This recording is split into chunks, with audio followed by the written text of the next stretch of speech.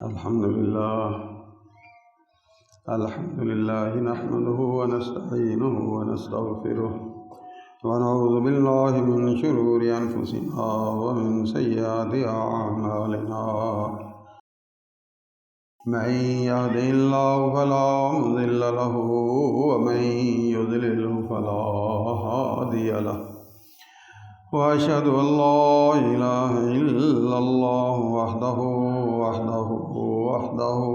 لا شريك له وأشهد أن محمدا عبده ورسوله أما بعد فإن خير الحديث كتاب الله وخير الهدي هدي محمد صلى الله عليه وسلم وشر الأمور محدثاتها وكل محدثة بدعة وكل بدعة ضلالة وكل ضلالة في النار.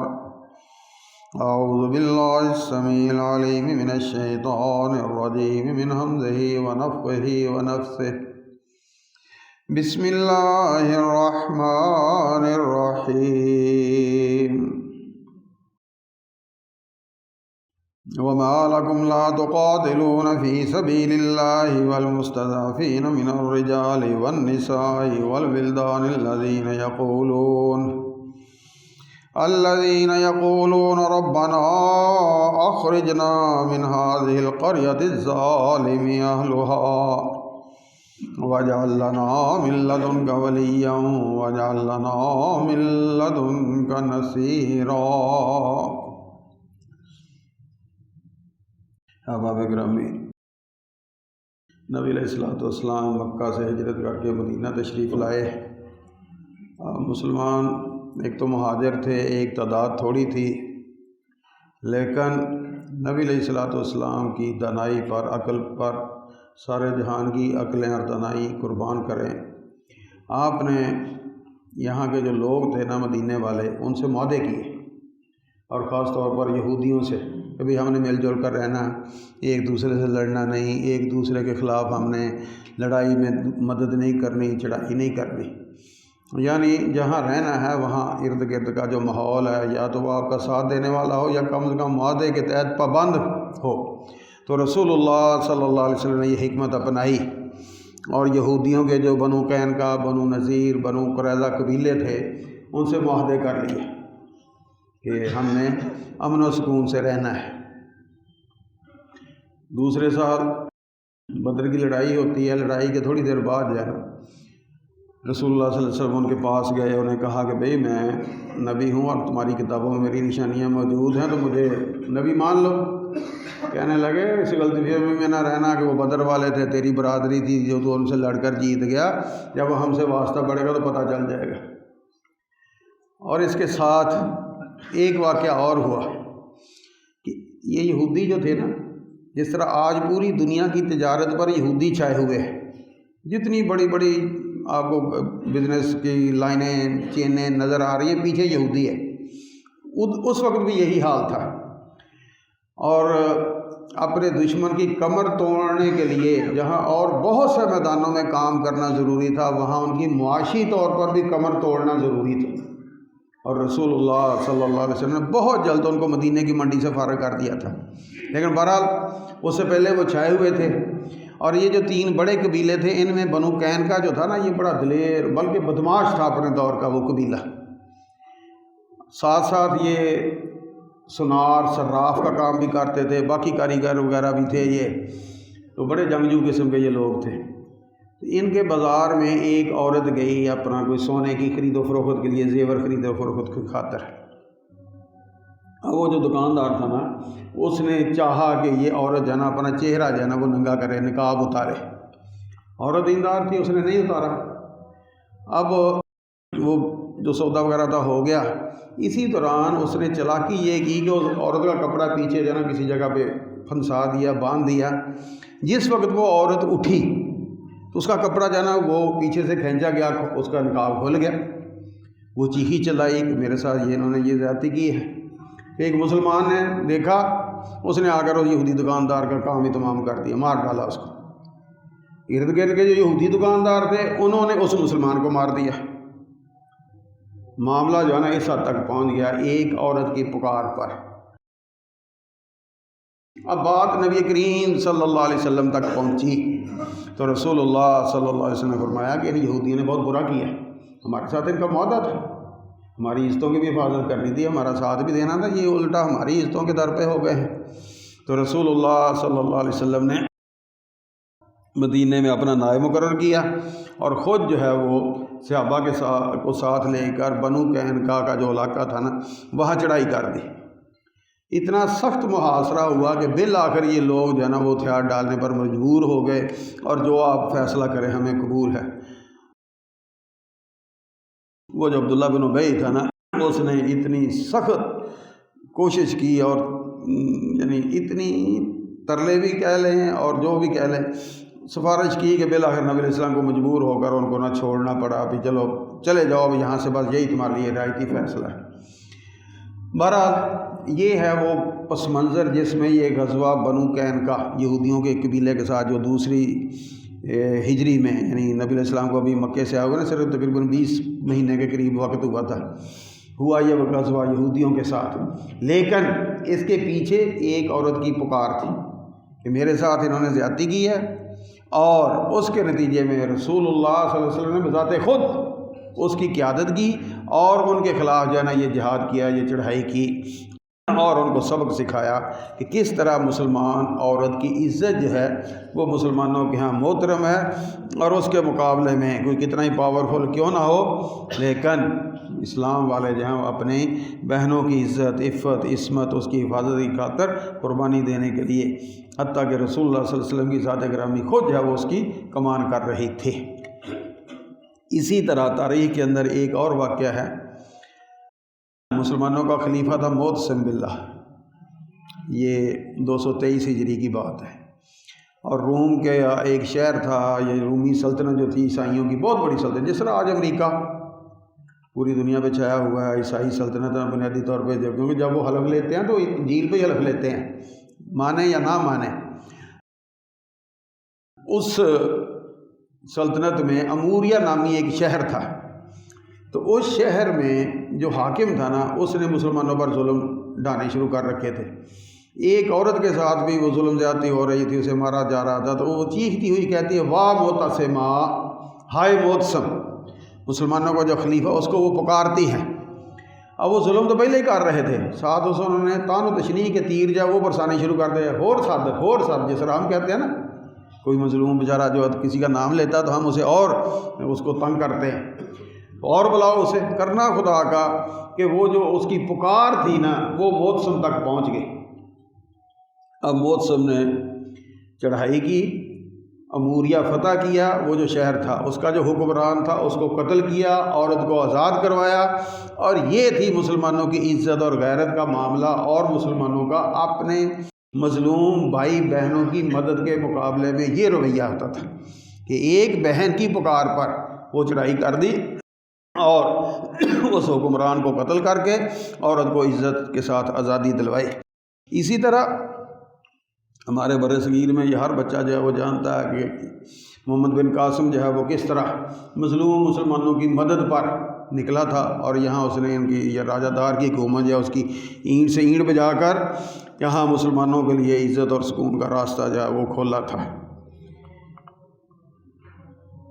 اسی طرح ہارون الرشید کا دور تھا، اور اس میں جو روم کا بادشاہ تھا نا اس نے خط لکھا ہارون الرشید کو کہ پہلے تو جو تمہارے ساتھ نرمی رہتے ہو چکی سو ہو چکی، اب وہ وقت گیا، اب میرا یہ خط پڑھتے ہی سنتے ہی فوراً مطیع ہو کر فرما بردار ہو کر میرے پاس چلے آؤ، اور وہ جو ٹیکس تمہارے ذمہ بنتا ہے نا، تمہاری بہت پیداوار ہے تو وہ بھی سارا ساتھ لے کر آنا ہے۔ لیکن مسلمان جیسے بھی تھے لیکن ان کی عزت اور غیرت کا حال دیکھ لیں، اس نے کیا کیا ہے، وہی خط جو ہوتا ہے نا، نیا خط لکھنا گوارا نے کیا، اس کی بیگ پر لکھا من ہارون امیر المومنین الی نکفور قلب الروم، امیر المومنین ہارون الرشید کی طرف سے نکفور نامی جو ان عیسائیوں کا بادشاہ ہے، بادشاہ نے لکھا اسے، قلب الروم، رومی کتے کے نام یہ خط میرا آ رہا ہے۔ اور یہ شاہی آداب حکومتوں کے جو طور طریقے ہیں اس کے حوالے سے بہت بڑا یہ جرت والا سٹیپ تھا کہ نیا کاغذ کا ٹکڑا لینا اس نے گوارا نہیں کیا، اسی کی بیگ پر لکھ کر اور لکھا گیا جواب کیا لکھا کہ میرا جواب جو ہے نا ما لا تقرا ولا تسمع، نہ تو اس کو پڑھے گا نہ تو سنے گا، بل ترا، بلکہ تو میرے جواب کو دیکھے گا۔ میں تجھے پڑھنے والا سننے والا جواب نہیں بھیج رہا، میں تجھے دیکھنے والا جواب دینے کے لیے آ رہا ہوں۔ فوج لی، چڑھائی کی اور جا کر اس کی اینٹ سے اینٹ بجا کر اس کی حکومت کا خاتمہ کر کے دم لیا۔ اور اس کو مخاطب کیسے کیا؟ الی قلب الروم، رومی کتے کے نام۔ لیکن یہ باتیں تب ہوتی ہیں جب پیچھے پاور ہو، جب یہاں ایمان ہو، جہاں اللہ پر بھروسہ ہو، توکل ہو، پھر اس کے بعد تو یہ باتیں ہوتی ہیں۔ ورنہ جو آج ہمارا حال ہے، 56-57 مسلمان ملک ہیں، دنیا کے بیشتر وسائل ان کے قبضے میں ہیں، ایٹمی طاقت تک یہ لوگ ہیں، لیکن اپنے ہاں یہ سکریپ بھی اپنی مرضی سے نہیں لا سکتے۔ اتنے بے بس، اتنے لاچار اور اتنی ذلت والی زندگی جو ہے نا یہ ہماری بسر ہو رہی ہے۔ وہاں رویہ دیکھ لیں کہ ایک بہن کی پکار پر جگہ جگہ سے اس قسم کے تاریخی حوالے بے شمار ہماری تاریخ میں بھرے پڑے ہیں، اور دوسری طرف یہ معاملہ ہے۔ تو بات یہاں تک کیوں پہنچی؟ وہاں کیا تھا اور آج یہاں کیا نہیں ہے؟ اصل مسئلہ یہ ہے، وہاں یہ تھا کہ جس طرح نماز اور روزے کا فریضہ ہمارے ذمے ہے، حج ہے، زکوٰۃ ہے، اسی طرح رسول اللہ صلی اللہ علیہ وسلم نے جہاں یہ فرائض بیان کیے وہاں ساتھ یہ بھی بات آپ نے بیان کی ہے، وَذِرْوَةُ صِنَامِهِ الْجِہاد، جس اسلام کے یہ فرائض ہیں، یہ بنیادیں ہیں، اسی اسلام میں اس کی کوہان جو ہے، ٹاپ جو ہے، اس کی چھت جو ہے وہ جہاد ہے۔ اور وہ لوگ جو تھے اس دور کے گئے گزرے، آج کی تاریخ نے ہمیں ان کا بڑا مکروہ چہرہ پیش کیا، لیکن وہ اتنے چہرے مکروہ نہیں تھے۔ یہ تاریخ سازی ہوئی ہے، تاریخ نگاری نہیں ہوئی۔ تاریخ نگاری ہے کہ جو کچھ ہو رہا ہے آپ نے لکھ دیا ہے، تاریخ سازی یہ ہے کہ اس کو گھڑ گھڑ کر اپنے حق میں لکھنا، دوسرے کے مخالف لکھنا۔ مسلمانوں کے ساتھ تاریخی طور پر المیہ یہ ہوا ہے کہ ان کی تاریخ نگاری نہیں ہوئی، تاریخ سازی ہوئی ہے۔ ان کے خلاف جو ہیں وہ بڑے پاکیزہ جو چہرے تھے، بہت کارنامے کرنے والے چہرے تھے، وہ مکروہ بنا کر پیش کیے گئے۔ بہرحال ان لوگوں کے ہاں جہاں نماز روزہ حج زکوٰۃ تھا، وہاں جہاد کا فریضہ جو تھا وہ ان کے ایمان میں بھی تھا اور ان کے عمل میں بھی تھا۔ کیوں؟ یہ قرآن نے فرض کیا ہے، کتب علیکم القتال، کتب علیکم الصیام، روزے فرض ہیں، سارے ہی مانتے ہیں۔ جب آتی ہے باری اس آیت کی کتب علیکم القتال، پھر جو ہے وہ اب سوچ میں پڑ جاتے ہیں اب کیا کریں۔ یہ وہی قرآن ہے، اسی قرآن میں جہاں باقی فرائض ہیں یہ فریضہ بھی ہے، اور اس کے ساتھ رسول اللہ صلی اللہ علیہ وسلم نے فرمایا الجہاد ماض منذ یوم القیامہ، یہ قیامت تک جاری رہنے والا فریضہ ہے۔ اس کو نہ عادل سے عادل بادشاہ روک سکتا ہے، نہ کوئی ظالم سے ظالم بادشاہ جو ہے وہ اس کو روک سکتا ہے۔ یہ قیامت تک جاری رہنے والا فریضہ، اور ان لوگوں نے اس فرض کو اپنے ایمان میں، اپنے عقیدے میں، اپنے دل دماغ میں جگہ دے رکھی تھی۔ ان کی زندگیوں میں اس کا رنگ جو تھا وہ غالب تھا، اور نتیجہ یہ تھا کہ پھر وہ اس فریضے کی ادائیگی کے لیے نکلتے تھے۔ ہمارے ہاں کیا ہے؟ اتنا پروپوگنڈا ہمارے خلاف ہوا، اتنا پروپوگنڈا کہ یہ مسلمان دہشت گرد قوم ہے، اندھی قوم ہے، تلوار ان کے ہاتھ میں ہے، بس ادھر مار رہے ہیں ادھر مار رہے ہیں، پتہ نہیں کس کی گردن کاٹ رہی ہے نہیں کاٹ رہی، اور کوئی یہاں جو ہے نا وہ نہ عقل والی، نہ سمجھ والی، نہ خیر خواہی والی، نہ انسانی ہمدردی والی کوئی بات ہے ہی نہیں۔ میڈیا کے زور پر ہمیں جو ہے نا اتنا بدنام کر کے رکھ دیا کہ ہم اپنا وہ فریضہ جو قرآن نے ہمارے اوپر عائد کیا ہے اس کے بھی اب نام لینے سے بھی شرماتے ہیں، ڈرتے ہیں کہ پتہ نہیں کیا قیامت آ جائے گی۔ جو قیامت آتی رہے، جس طرح نماز روزہ ہمارے اوپر فرض ہے، اسی طرح یہ جہاد بھی فرض ہے، قرآن کی روح سے فرض ہے، رسول اللہ صلی اللہ علیہ وسلم کے فرمان کی روح سے فرض ہے۔ اگر ہم مسلمان ہیں تو اس فریضے کو اپنے ایمان میں، اپنے عقیدے میں، اپنے دل دماغ میں جگہ دینی ہوگی۔ جس طرح ہر مسلمان حج کو مانتا ہے، کرتا کون ہے؟ جس کو اللہ نے توفیق دی ہے، اس کے پاس صحت بھی ہے، مال بھی ہے، آنے جانے کے راستے بھی کھلے، وہ کر لے گا۔ جس کے پاس مال نہیں، وہ بیچارہ صحت کے قابل نہیں، جا نہیں سکتا، یا راستے مثلا آج سعودیہ نے فلائٹیں بند کر دی کرونا کا یا جو بھی ایشو ہے، تو اگر راستے کھلے ہیں تو پھر جس کے اوپر یہ فرض عائد ہوتا ہے وہ کر لے گا، ورنہ مانے گا ہر مسلمان۔ زکوٰۃ ہر مسلمان مانتا ہے، دیتا کون ہے؟ جس کو اللہ نے گنجائش دی ہے وہ دے گا، لیکن مانے گا ہر مسلمان۔ بین ہی ہم بحیثیت مسلمان، ہمارے ایمان عقیدے میں جہاد فرض ہے، اس کو فرض ماننا چاہیے۔ اگر ہم فرض نہیں مانتے، ہمارا ایمان لولا لنگڑا ہے۔ اللہ لولا لنگڑا بکرا آپ کا قربانی کا قبول نہیں کرتا، دین کیسے قبول کر لے گا؟ کوئی موت نہیں آتی، کوئی قیامت نہیں آتی۔ اپنے عقیدے کا کھل کر اعلان کریں، اور قطعاً ان مولویوں کے پیچھے نہ چلیں جنہوں نے یہ فتوے دیے تھے کہ انگریز کی حکومت میں انہوں نے کہا کہ اب جہاد ہم نے منسوخ کر دیا۔ ایک کو کھڑا کیا، اس سے یہ فتویٰ دلوایا، دوسرے مولوی کو کھڑا کیا، اس سے کیا رسالہ لکھوایا، اعلام الاعلام بأن ہندوستان دارالسلام، ہندوستان جو ہے یہ دارالسلام ہے، یہاں سلامتی ہی سلامتی ہے، یہاں کوئی جہاد کی ضرورت نہیں۔ اور جو اس وقت کی جہاد کرنے والی شخصیات تھی، سید اسماعیل شہید، سید احمد شہید اور ان کے ساتھی، ان کے خلاف اتنا پروپوگنڈا کہ وہ اس طرح دکھائی دیتے ہیں جیسے وہ کفر کے ایجنٹ ہوں، اور یہ جو انگریز کے ایجنٹ تھے یہ سب سے بڑے دیندار بنے بیٹھے ہیں۔ یہ سب طاغوت کے چالے ہیں۔ انہوں نے اس طرح کو جہاد کو منسوخ کرنے والا، کو ہندوستان کو دارالسلام کہنے والا، آج بھی بہت سے لوگ طرح طرح کے شکوک و شبہات آپ کے سامنے رکھتے ہیں، لیکن یہ قرآن ہے، کتب علیکم القتال، جہاد تمہارے اوپر فرض ہے۔ رسول اللہ صلی اللہ علیہ وسلم کا فرمان ہے گرامی ہے، الجہاد ماضٍ منذ یوم القیامہ، لہٰذا یہ فریضہ اپنی جگہ پر اٹل ہے۔ اگر ہم مانیں گے تو ہم مسلمان، مکمل مسلمان بننے میں اپنی کوشش کرنے والے ہیں، وہ دکھائی دیں گے۔ اگر نہیں مانتے تو فرمایا رسول اللہ صلی اللہ علیہ وسلم نے، من لم یغزو ولم یحدث نفسہ لو مات علی شعبۃ من النفاق، جس نے نہ جہاد کیا نہ جہاد کے لیے تیاری کی، اگر وہ مرے گا تو منافقت کی موت مرے گا۔ اس لیے نفاق کی موت سے بچنے کے لیے، اس علامتوں سے بچنے کے لیے اپنے آپ کو اس لائن میں کھڑا کرنا ضروری ہے جہاں اللہ ہمارا ان لوگوں میں شمار کرے جو اللہ کے دین کو پورے طور پر ماننے والے ہیں، جس میں نماز روزہ بھی ہے اور اس کے ساتھ ساتھ یہ فریضہ بھی ہے۔ اس لیے اس حوالے سے جس طرح کرے گا کون حج؟ جس کی صحت ہوگی، مال ہوگا، گنجائش ہوگی، وہ کرے گا۔ اسی طرح جہاد کا فریضہ مانے گا ہر مسلمان، وہ بچہ ہے، جوان ہے، بوڑھا ہے، مانے گا، بیمار ہے، بستر پر پڑا وہ بھی مانے گا۔ کرے گا کون؟ اگر موقع آئے گا تو جس کو اللہ نے ہمت دیا، طاقت دی، وہ اپنے جسم کے ساتھ جائے گا۔ جس کو اللہ نے مال دیا وہ پیچھے مال خرچ کرے گا۔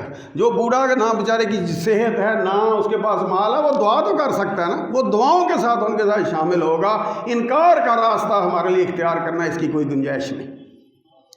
یہ ہے ایک وہ ہمارا بنیادی معاملہ جس میں آج ہم بہت پیچھے ہیں، حکومتی سطح سے لے کر نیچے تک۔ حکومتیں ہماری وہ وزارت دفاع بنا کر بیٹھ گئی ہیں، حالانکہ فوجی دنیا کے اندر جو اچھا اصول ہے، بہترین اصول، وہ کیا ہے؟ offense is better than defense، چڑھائی دفاع سے بہتر ہے۔ تم چڑھ کر رہو تو تمہارا دشمن دبکا رہے گا، اگر تم پیچھے پیچھے آؤ گے تو وہ چڑھا رہے گا۔ اور یہی اسلام نے راستہ سکھایا تھا مسلمانوں کو کہ یہ تم اعدوا لہم ما استطعتم من قوۃ، اپنی وہ قوت تیار کرو، وہ قوت تیار کرو، ترہبون بہ عدو اللہ وعدوکم، اللہ کا دشمن تمہارا دشمن دبکا رہے، ڈر کر رہے، اس کو جرأت نہ ہو کہ تمہارے خلاف کچھ سوچ سکے، کوئی قدم اٹھا سکے۔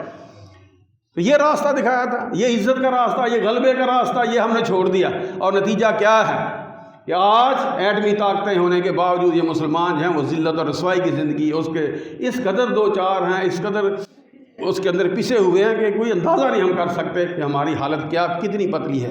اور سبب وہی ہے جو رسول اللہ صلی اللہ علیہ وسلم نے بیان کیا تھا۔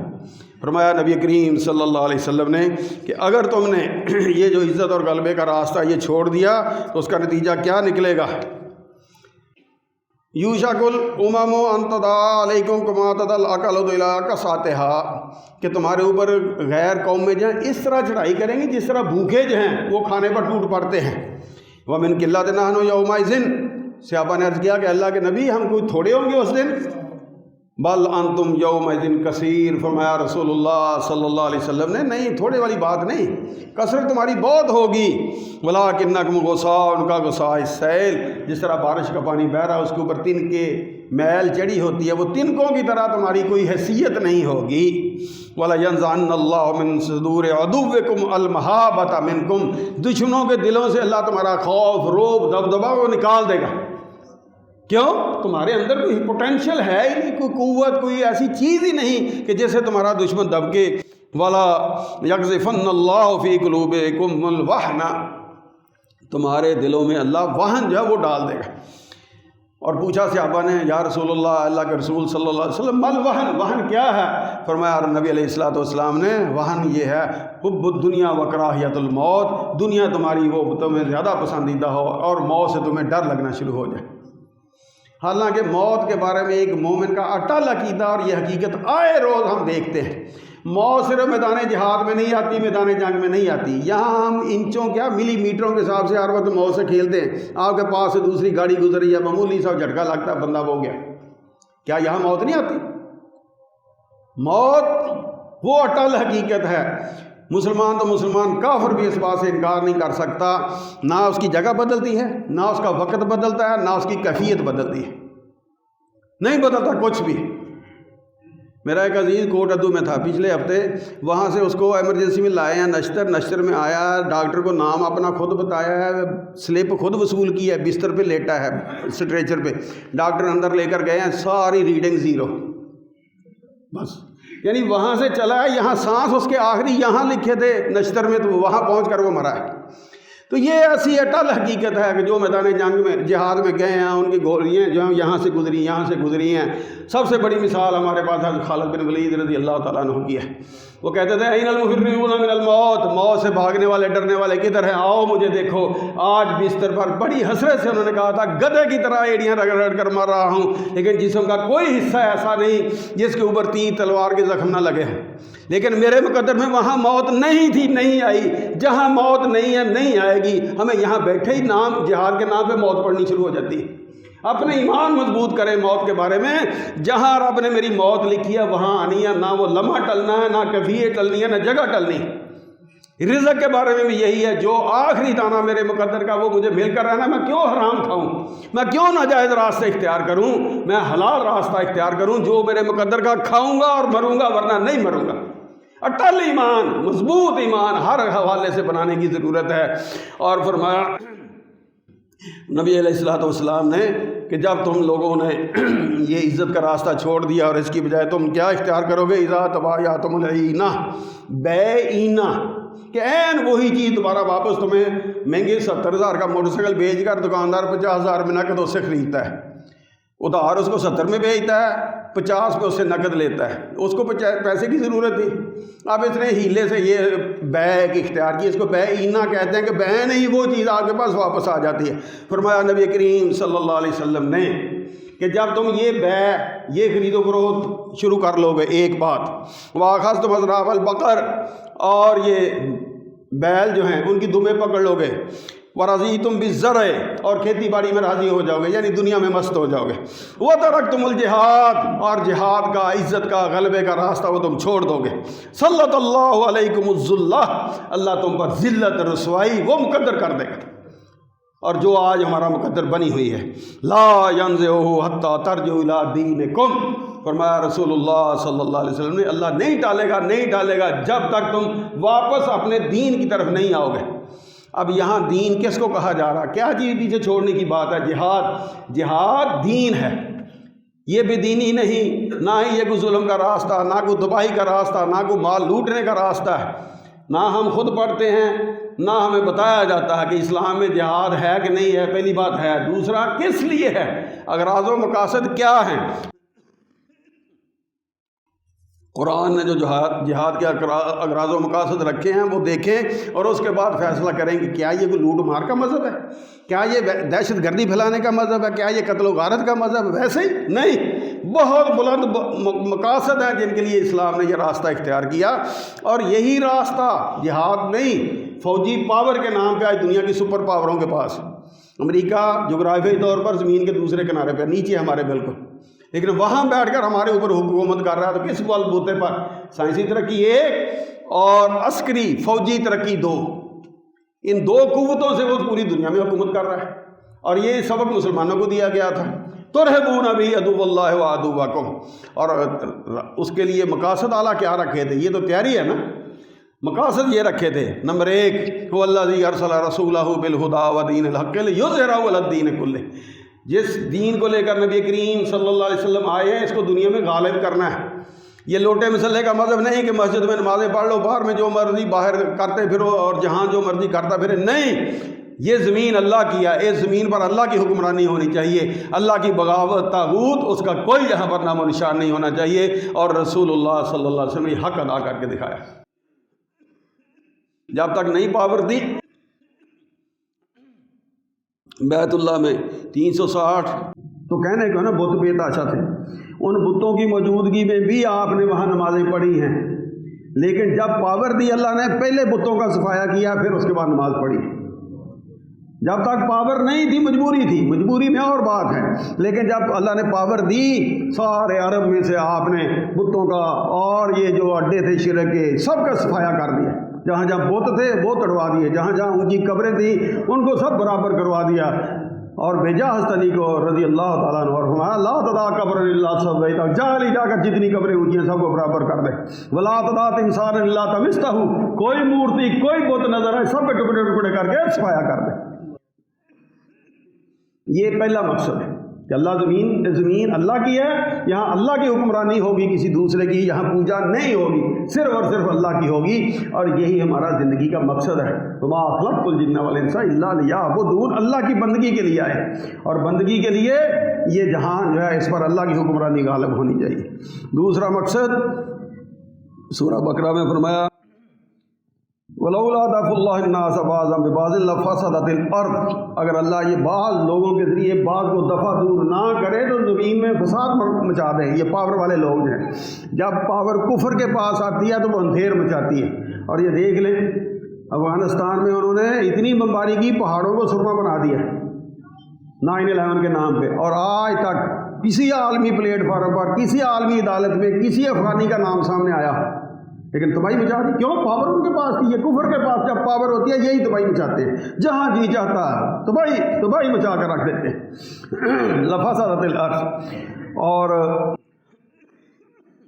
سورہ حج میں فرمایا ولولا دفع اللہ الناس بعضهم ببعض لہدمت الصوامع، اگر اللہ یہ راستہ اختیار نہ کرے، یعنی جہاد کا فریضہ جو ہے یہ عائد نہ کرے تو نتیجہ کیا نکلے؟ فرمایا چھوٹے گرجے یا خانقاہیں، صومعہ کی جمع، لوگ اس کو تباہ و برباد کر دیں، وبیع بڑے گرجے، وصلوات یہودیوں کے عبادت خانے، ومساجد و مسلمانوں کی مسجدیں، یذکر فیہا اسم اللہ کثیرا، جہاں اللہ کا نام لیا جاتا ہے یہ ظالم لوگ ان کو بھی تباہ و برباد کر کے رکھ دیں۔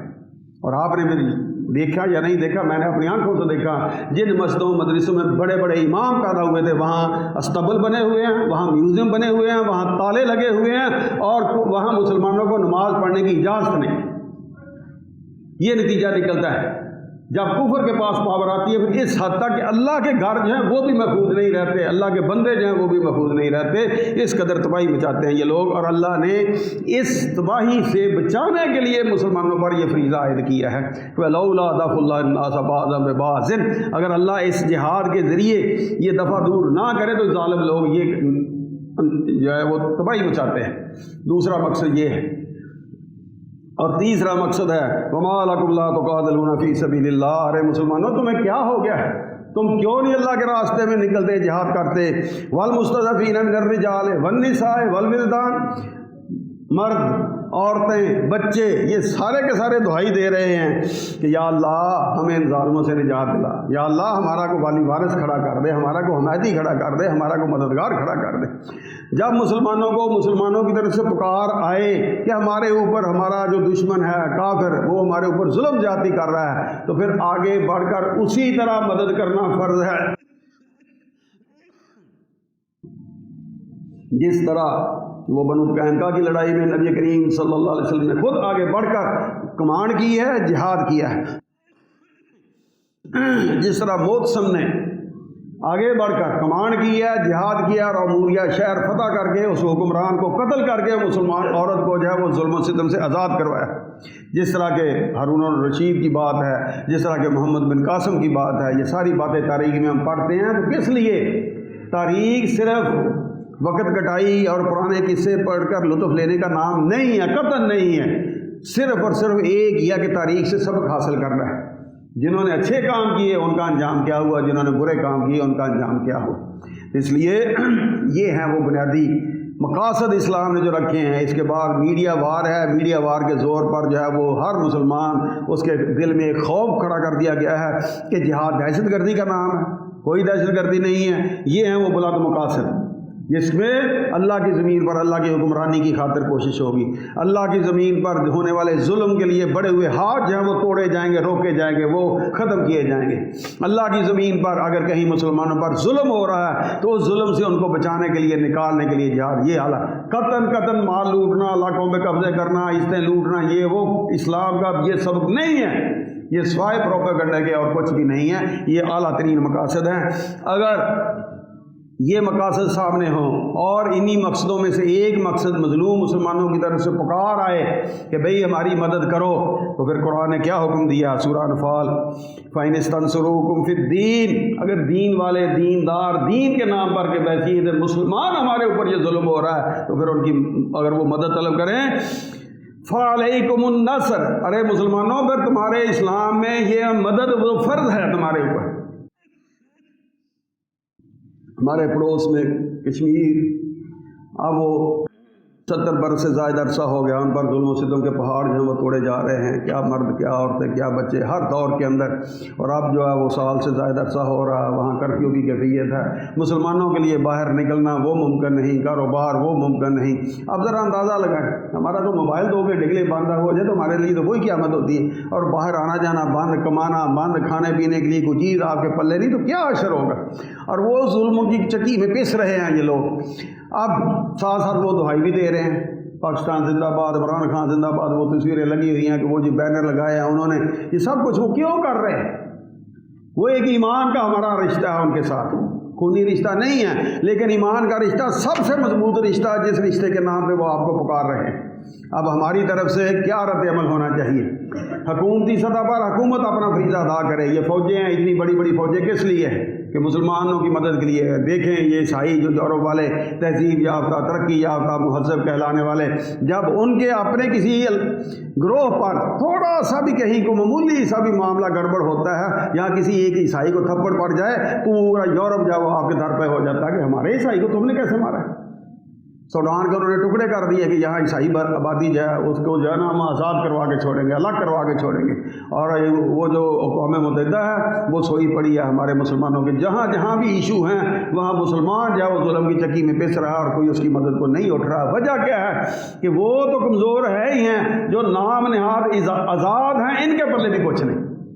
اگر یہ واقعہ آزاد ہیں، اگر یہ واقعہ صحیح مسلمان ہیں، اگر ان کے پلے کو پاور ہے تو ان کا اتنا روب ہونا چاہیے، دبدبا ہونا چاہیے جتنا کبھی مسلمانوں کا ہوتا تھا۔ فرانس کے تھیٹر نے مسلمانوں کے عظیم ہستیوں کا مذاق اڑانے والا کو ڈرامہ بنایا، تو گئے گزرے ترکی خلیفہ نے ایک پیغام بھیجا تھا کہ اس کو بند کر لو ورنہ اس سے پہلے کہ تمہاری میں اینٹ سے اینٹ بجا دوں، اور ان کو جرت نہیں ہوئی تھی کہ اگلے دن وہ ڈرامہ چلا سکے۔ وہ پاوریں تھیں، اور وہ پاور ایمان کی پاور تھی، اللہ پر بھروسے کی، توکل کی پاور تھی۔ وہ فریضے جو اللہ نے عائد کیے ہیں ان کے اوپر دل و جان سے وہ کاربن تھے، پختہ تھے، اور اس کا نتیجہ یہ تھا کہ اللہ نے ان کے لیے عزتیں وہ ان کا مقدر کی تھیں۔ آج ہمارے لیے بھی یہی راستہ ہے کہ جو آج کے حالات ہیں ان کے اندر حکومت اپنی سطح پر ان کی جو بڑھ چڑھ کر مدد کر سکتی ہے وہ کرے۔ بحثیت عوام وقت کی مجبوری ہمیشہ اڑے آتی ہے اور مسئلے جو ہیں وہ درمیان میں الجھے رہ جاتے ہیں۔ اب جہاد فریضہ ہے، ہر مسلمان پر فرض ہے، یہ بات اپنی جگہ پہ اٹل ہے، لیکن اس کا مطلب یہ قطن نہیں ہے کہ ہر بندہ جھنڈا لے کر کھڑا ہو جائے اور وہ جی میں جہاد کر رہا ہوں، میں جہاد کر رہا ہوں۔ یہ اسلام کا یہ بھی راستہ نہیں ہے، نہ یہ سبق امیر کے تحت ہوگا۔ اس وقت جو امیر ہوتے تھے رسول اللہ صلی اللہ علیہ وسلم سب سے بڑے امیر تھے، آگے جس کو نائب مقرر کرتے تھے وہ لے کر جاتا تھا مجاہدین کو، کوئی اپنی مرضی سے ٹولہ نہیں نکلتا تھا۔ جب رسول اللہ صلی اللہ علیہ وسلم مدینے کی پاور مل گئی ہے، حکومت مل گئی ہے، اس کے بعد بتائیں کہ کوئی ٹولہ مسلمانوں کا جتھا گروہ جو ہے وہ اپنی مرضی سے نکلا نہیں، امیر کی اطاعت کے۔ اب یہاں کیا ہے، ایک بندے نے قتل کر دیا، دوسرا کہ میری آنکھوں کے سامنے قتل کر دیا، وہ قاتل کی گردن اڑا دے، قتل نہیں۔ یہ اسلام کا سبق نہیں ہے کہ لوگ قانون کو اپنے ہاتھ میں لیں، یہ سبق نہیں ہے۔ گورنمنٹ کرے گی، گورنمنٹ کی دروازے کھٹکھٹائیں، دعائی دیں، اور گورنمنٹ اپنی جگہ پہ ایک طرف جو اس کے پاس یہ عسکری قوت ہے، اس کا دباؤ ڈالے۔ دوسری طرف آج کے دور میں سوشل میڈیا وار جو ہے یہ بہت پاورفل ہتھیار ہے، بہت پاورفل ہتھیار ہے۔ اگر مسلمانوں کی طرف سے ہر طرف سے جو ہے پیغام پہ پیغام، میسج پہ میسج، قرارداد پہ قرارداد جائے تو یہ اقوام متحدہ اور دنیا کی عالمی ایجنسیاں جو وہ ساری ہل جائیں گی، اور ہم کچھ نہیں کر سکتے۔ کم سے کم سوشل میڈیا وار میں تو حصہ لے سکتے ہیں نا، اس سے تو ہمیں کوئی نہیں روکتا۔ بھئی یہ ظلم ہو رہا ہے، یہ زیادتی ہو رہی ہے، یہ قانون کی دھجیاں اڑائی جا رہی ہیں، یہ انسانیت جو ہے نا اس کے کسی بھی قاعدے کلی کے مطابق جو رویہ ان کے ساتھ اختیار کیا روا نہیں، جائز نہیں، یہ تو کم سے کم ہم دعائی دے سکتے ہیں نا۔ اور سب سے بڑا ہتھیار اللہ کے سامنے دعا والا ہے، وہ ہتھیار بھی استعمال کریں تاکہ ہمارے جو مظلوم مسلمان بھائی ہیں ان کی اللہ کوئی سبیل نجات کی پیدا کر دے، کسی طرح کوئی بندہ کھڑا ہو جائے، ان کو موت آ جائے جو ظالم ہیں، ان کو ہدایت مل جائے جو ظالم ہیں، کوئی ان کے اندر اپنی اتنی قوت ہو جائے کہ وہ اس کے مقابلے میں کھڑے ہو جائیں۔ بہرحال اللہ غالب ہے، واللہ غالب علی امرہ، اللہ ہر معاملے میں غالب ہے۔ اور جب وہ پیدا کرنا چاہتا ہے تو کہاں فرعون تھا، کہاں وہ ان کے برتن مانجنے والی قوم تھی، لیکن اللہ نے ان کو پار لگا دیا، اس کے سامنے دیکھتے دیکھتے گوتے دے کر اس کو مار ڈالا۔ اللہ قادر ہے، واللہ غالب علی امرہ، لیکن معاملہ شرط کیا ہے؟ ان تنصر اللہ ینصرکم، اگر تم اللہ کے لیے نکلو گے تو اللہ تمہاری مدد کرے گا۔ اللہ ہمیں نکلنے کی توفیق عطا فرمائے۔ الحمدللہ نحمدہ ونستعینہ ونستغفرہ ونعوذ باللہ من شرور انفسنا ومن سیئات اعمالنا، من يهده الله فلا مضل له ومن يضلل فلا هادي له، وأشهد أن لا إله إلا الله وحده لا شريك له، وأشهد أن محمدا عبده ورسوله، أما بعد فإن خير الحديث كتاب الله، وخير الهدي هدي محمد صلى الله عليه وسلم، وشر الأمور محدثاتها، وكل محدثة بدعة، وكل بدعة ضلالة، وكل ضلالة في النار۔ أعوذ بالله السميع العليم من الشيطان الرجيم، وما لكم لا تقاتلون في سبيل الله، ارے مسلمانوں تمہیں کیا ہو گیا کہ تم اللہ کے راستے میں قتال کے لیے، جہاد کے لیے نکلتے نہیں ہو؟ والمستضعفین من الرجال، ضعیف کمزور بے بس مرد، والنساء عورتیں، والولدان اور بچے، الذین یقولون جو کہہ رہے ہیں، دعائی دے رہے ہیں، ربنا اخرجنا من هذه القرية الظالم اهلها، یا اللہ اس ظالموں کی بستی سے ہمیں نکالنے کی راہ پیدا کر، واجعل لنا من لدنک ولیا، یا اللہ کو ہمارا والی وارث کھڑا کر دے، واجعل لنا من لدنک نصیرا، یا اللہ کو ہمارا مددگار کھڑا کر دے۔ اللهم انا نسألك بأننا نشهد ان لا اله الا انت احد الصمد الذي لم يلد ولم يولد ولم يكن له كفوا احد، اللهم اشفه شفاء كاملا عاجلا غير عاجل نافعا غير ضار، يا حي يا قيوم برحمتك نستغيث، يا حي يا قيوم برحمتك نستغيث، اللهم اشفه شفاء كاملا عاجلا غير عاجل نافعا غير ضار، يا حي يا قيوم برحمتك نستغيث، يا حي يا قيوم برحمتك نستغيث، ربنا تقبل منا انك انت السميع العليم وتب علينا انك انت التواب الرحيم، صلى الله تعالى على خير خلقه محمد وآله وصحبه اجمعين۔